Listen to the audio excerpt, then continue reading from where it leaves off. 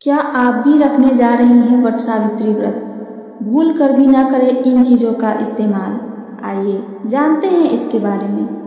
भारत एक ऐसा देश है जहां व्रत और पर्वों को केवल धार्मिक अनुष्ठान ही नहीं बल्कि एक आस्था, एक परंपरा और एक जीवन शैली के रूप में देखा जाता है। इन्हीं पावन पर्वों में से एक है वट सावित्री व्रत, जिसे सुहागन स्त्रियां अपने पति की लंबी उम्र के लिए करती हैं। यह व्रत नारी शक्ति, प्रेम, त्याग और दृढ़ संकल्प का प्रतीक है। लेकिन इस पावन व्रत को करते समय कुछ नियमों का पालन करना अत्यंत आवश्यक है। यदि श्रद्धा के साथ यह व्रत रखा जाए और कुछ महत्वपूर्ण बातों का ध्यान रखा जाए तो इसका फल कई गुना बढ़ सकता है। परंतु यदि कुछ गलतियां कर दी जाए तो यह व्रत अधूरा और निष्फल हो जाता है। आज हम जानेंगे उन सभी बातों को जो वट सावित्री व्रत के दिन आपको भूल कर भी नहीं करना चाहिए। साथ ही साथ जानेंगे इस व्रत की पूरी विधि, सावित्री सत्यवान की कथा, व्रत का महत्व और इससे जुड़े रहस्य। पहला, वट सावित्री व्रत क्या है? वट सावित्री व्रत हिंदू धर्म का एक अत्यंत पावन पर्व है जो विशेष रूप से ज्येष्ठ माह की अमावस्या को मनाया जाता है। इस दिन महिलाएं वट यानी बड़ के वृक्ष की पूजा करती हैं और सावित्री की तरह अपने पति की दीर्घायु और सुखमय जीवन का कामना करती हैं। मुख्य पात्र: सावित्री एक पतिव्रता स्त्री जिसने यमराज से अपने पति सत्यवान के प्राण वापस लिए। सत्यवान एक वनवासी राजकुमार जो अल्पायु था। यमराज मृत्यु के देवता जो सत्यवान के प्राण हरने आए थे। व्रत का इतिहास और पौराणिक कथा। वट सावित्री व्रत की कथा महाभारत के वन पर्व से ली गई है। जब पांडव वनवास में थे तब द्रौपदी ने युधिष्ठिर से इस व्रत की महिमा पूछी थी और फिर ऋषियों ने सावित्री सत्यवान की कथा सुनाई थी। कहानी संक्षेप में आइए सुनते हैं, विस्तार से भी मैं लाऊंगी। सावित्री एक तपस्विनी और बुद्धिमान स्त्री थी जिसने अपने पति सत्यवान को मृत्यु के मुंह से, यमराज से युक्ति और नारी धर्म के विमुख कर छुड़वाया। उसने केवल वचन, समर्पण और स्त्री शक्ति के बल पर यमराज से 3 वरदान लिए और आखिरी वरदान में अपने पति को जीवित करवा लिया। यह कथा यह बताती है कि नारी की शक्ति, उसकी श्रद्धा और सच्चा प्रेम किसी भी विधि और विधाता को बदल सकता है। वट सावित्री व्रत की विधि। प्रमुख सामग्रियां: पीली या लाल साड़ी, रोली, मौली, चावल। व्रत की कथा यानी पुस्तक। जल से भरा लोटा, फल, मिठाई, सूखा मेवा, वट वृक्ष के लिए कच्चा दूध, जल, सिंदूर, 7 बार लपेटने वाली मौली यानी कच्चा सूता। विधि: सूर्योदय से पहले स्नान करके व्रत का संकल्प लें। साड़ी पहनकर पूर्ण श्रृंगार करें। वट वृक्ष के नीचे बैठें और उसकी पूजा करें। कच्चा दूध, जल, चावल, फूल और सिंदूर अर्पित करें। मौली को वट वृक्ष के चारों ओर 7 या 21 बार लपेटें। सावित्री सत्यवान की कथा पढ़ें या सुने। अंत में पति के चरण स्पर्श कर आशीर्वाद लें। वट सावित्री व्रत में भूल कर भी न करें ये गलती। अब जानते हैं उन चीजों और कार्यों को जो इस व्रत के लिए इस दौरान वर्जित माने जाते हैं। काले और नीले रंग के वस्त्र न पहने। काला और नीला रंग शनि और नकारात्मक ऊर्जा से जुड़ा माना जाता है। ये रंग व्रत की सात्विकता को नष्ट कर सकते हैं। कटे फटे और गंदे कपड़े न पहने। श्रद्धा और प्रेम से किया गया व्रत शुद्धता की मांग करता है। अपवित्र वस्त्र पहनना व्रत की पवित्रता को भंग करता है।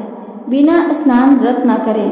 ज्येष्ठ माह में गर्मी अधिक होती है, परंतु स्नान के बाद कोई भी पूजा या व्रत आरंभ करना शास्त्रों में वर्जित है। गुस्सा या क्रोध न करें। सावित्री ने संयम और धैर्य से यमराज को भी परास्त किया था। गुस्सा व्रत की ऊर्जा को नष्ट कर देता है। लहसुन प्याज वर्जित भोजन। यह व्रत पूर्ण सात्विक होता है। रात्रि पूर्व या व्रत के बाद भी लहसुन प्याज जैसे तामसिक तत्व नहीं खाने चाहिए।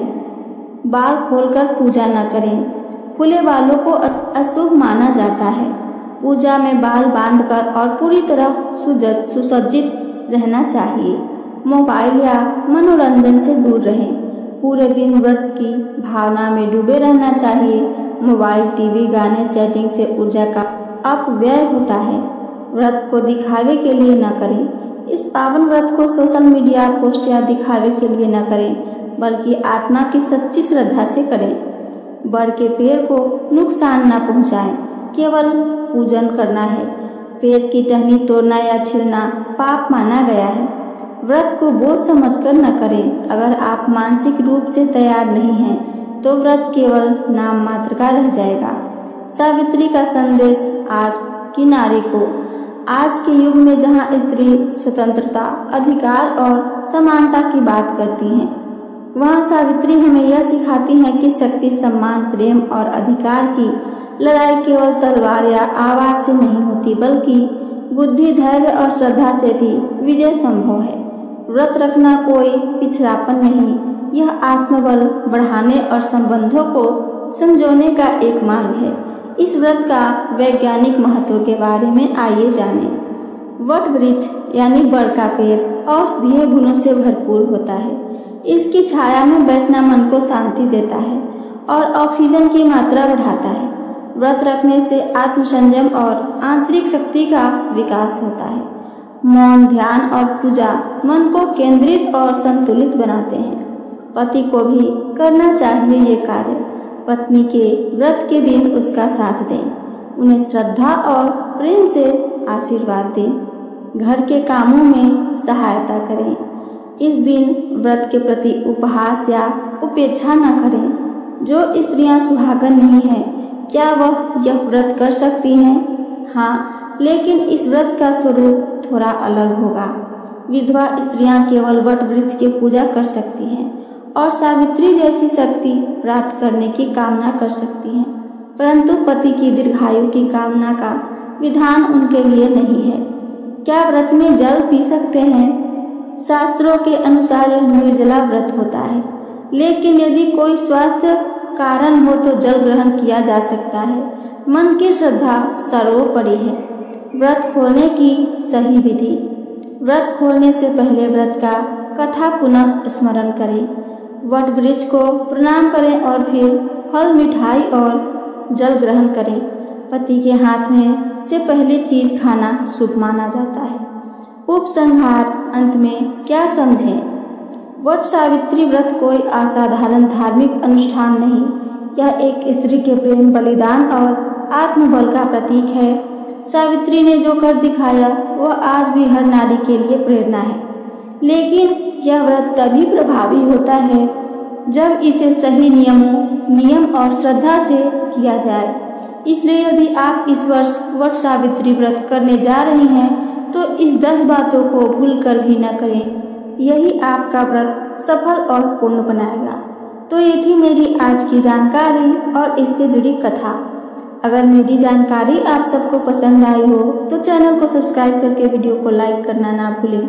साथ साथ अपना एक प्यारा सा कमेंट करके हमें ज़रूर बताइए। सुनने के लिए धन्यवाद। जय श्री कृष्णा। राधे राधे।